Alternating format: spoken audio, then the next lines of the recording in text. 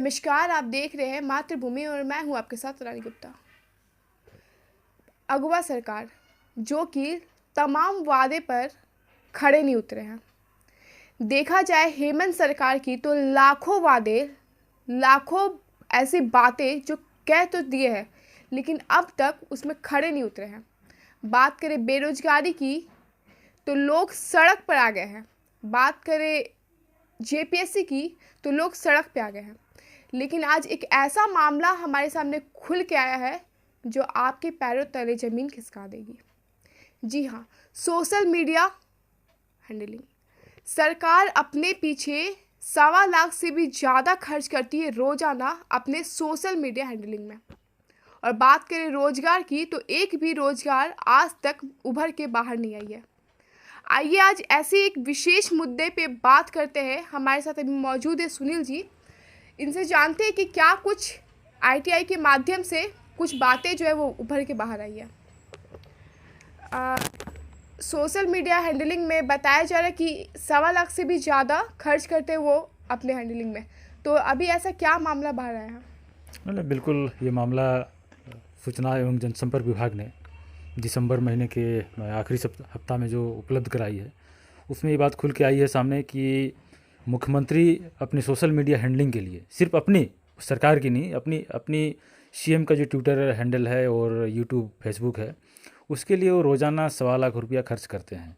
और इस काम के लिए उन्होंने दिल्ली की एक कंपनी PDAG कंसल्टिंग LLP को 3 साल का कॉन्ट्रैक्ट दिया है जो 13 करोड़ 14,65,200 रुपये का है।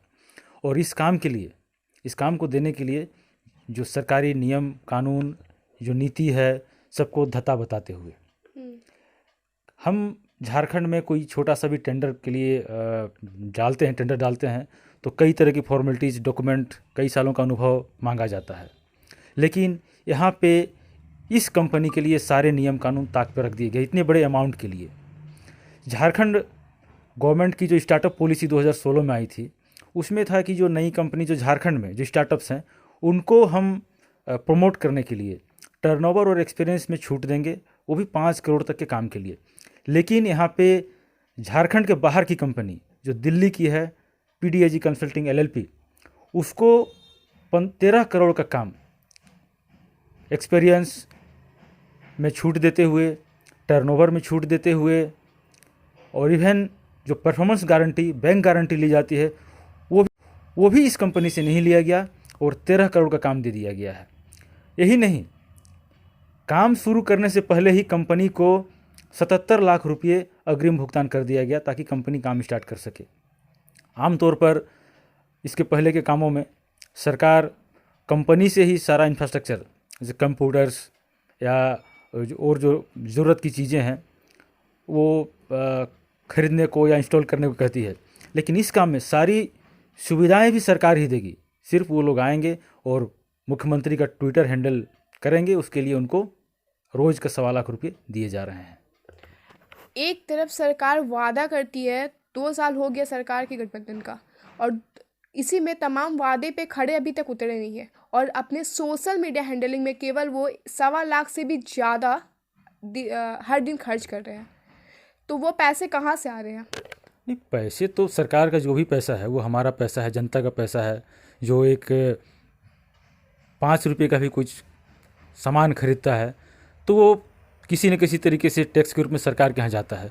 तो ये जनता के गाढ़ी कमाई का पैसा सरकार के पास है और वही खर्च करती है। और ऐसे सरकार बाकी कामों के लिए कहती है कि हमारा खजाना खाली है, लेकिन अपना चेहरा चमकाने के लिए, अपनी ब्रांडिंग के लिए वो करोड़ों रुपये बर्बाद कर रही है।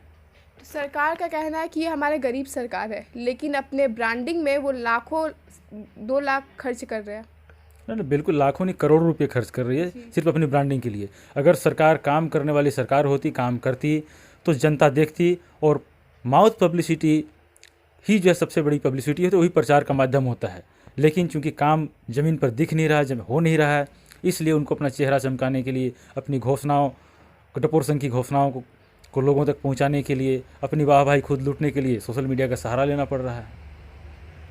जी, और एक 3 मुद्दे ऐसे विशेष है जो आप बताए थे, उसके बारे में कुछ बताइए।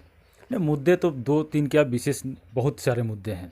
अभी जो बात होती है कि सरकार ने जो 2-3 दिसंबर में, नवंबर महीने से 15 नवंबर से 29 दिसंबर तक सरकार आपके द्वार कार्यक्रम चलाया कि सरकार जो है गांव की में प्रत्येक व्यक्ति के घर जाएगी, योजनाओं का लाभ देगी। ये इसमें भी अरबों रुपये खर्च किए गए, लेकिन हकीकत क्या है? सिर्फ ये कार्यक्रम औपचारिकता भरकर रह गया। अभी मैं किसी सुदूर या पाकुड़ या गुमला जिले के सुदूरवर्ती गांव की बात नहीं कर रहा। राजधानी रांची से महज 30 किलोमीटर दूर अनगढ़ा ब्लॉक का जोन्हा गांव है। वहीं पर एक परिवार है, सिर्फ सड़क के किनारे उसका मकान है। सरकारी योजना का लाभ नहीं, किसी आवास योजना का लाभ नहीं। परिवार में 2 विधवा महिलाएं हैं, उनको विधवा पेंशन नहीं। एक विकलांग बेटा है, उसको विकलांग पेंशन नहीं, बैसाखी नहीं।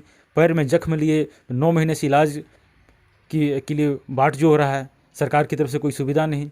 तो कहाँ सरकार लोगों के द्वार पहुंच रही है? और ये दूसरे की बात मैं नहीं कर रहा, सिर्फ आदिवासियों की बात करने वाली सरकार में भी आदिवासी आज बहुत ही बुरी परिस्थितियों में जी रहे हैं। कानून व्यवस्था की बात करें तो ही सिल्ली से लगभग 7 किलोमीटर पहले, मतलब रांची से लगभग 50 किलोमीटर दूर में 2020 में एक लड़की के साथ जो है बहुत ही बर्बरतापूर्वक उसके साथ दुराचार के बाद उसकी हत्या कर दी गई। घर वालों ने अपराधी का जो आरोपी है उसका नेम्ड एफआईआर किया, लेकिन पुलिस आरोपी को गिरफ्तार करने की बजाय घर वालों को ही प्रताड़ित करती रही। और घटना के 20 महीनों तक पुलिस ने न कोई छानबीन की और न आरोपी को गिरफ्तार किया। जब नवंबर महीने में ये मामला हमारे संज्ञान में आया, हम लोगों ने इस पर कुछ आगे कार्रवाई की, तो नवंबर महीने में पुलिस ने उसे गिरफ्तार किया। तो कहाँ है कानून व्यवस्था? आदिवासियों के साथ, वो भी एक आदिवासी बच्ची के साथ ये हो रहा है। तो कहाँ है आदिवासियों की रहनुमा सरकार? बात करें अगर मॉम लिंचिंग की, तो एक संजू प्रधान नाम के एक व्यक्ति है जिन्हें रातों रात जलाकर मार दिया गया, और बीजेपी वाले लगातार धरना पे धरना कर रहे हैं, पर सरकार अभी तक सुन नहीं पा रही है। इसके बारे में क्या कुछ कहना चाहिए? यहाँ पे जो भी घटनाएं घटती हैं उसको राजनीतिक स्वरूप दिया जाता है। अगर बीजेपी सरकार में होती है तो वो नहीं सुनती है, जेएमएम सरकार में होती है तो वो नहीं सुन रही है। लेकिन जो भी इस तरह की घटनाएं घटती हैं समाज पर कलंक हैं, अक्षम्य हैं, और इन पर कार्रवाई होनी ही चाहिए। सिर्फ कानून बना देने से ही जो है ये इस तरह के मामले नहीं रुकेंगे, बल्कि कानून का अनुपालन करना पड़ेगा, पुलिस को कड़ा रुख अख्तियार करना पड़ेगा, राजनीति से परे। एक तरफ अगर बात करें कि बीजेपी वाले कुछ कर रहे हैं, तो बीजेपी वाले जो है वो तो सीबीआई मांग कर रहे हैं। लेकिन अगर बात करें धनबाद के एक जज का, तो वहाँ पे तो सीबीआई जांच भी हो चुकी थी, रिजल्ट भी आ चुका है, तो अभी तक उसका परिणाम बाहर क्यों नहीं आया? सीबीआई जांच हो रही है धनबाद के मामले की, अभी तक उसका कोई परिणाम आया नहीं है। हाईकोर्ट भी इस पर मॉनिटरिंग कर रहा है उस मामले की, लेकिन अभी तक किसी निष्कर्ष पर पहुंची नहीं है सीबीआई। वो काम कर रही है, आने वाले दिनों में हो सकता है किसी निष्कर्ष पर पहुंचे।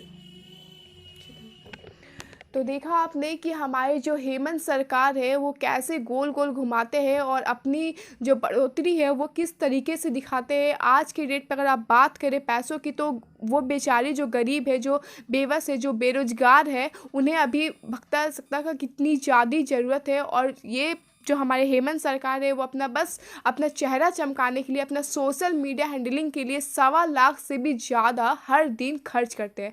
अब देखने की बात ये होगी कि सरकार जो अपने तमाम वादे किए हैं उस पर कब तक खड़े उतरते हैं, या फिर अपने बस चेहरा को चमकाने के लिए ये लगातार सोशल मीडिया पे इतने पैसे खर्च करते रहेंगे।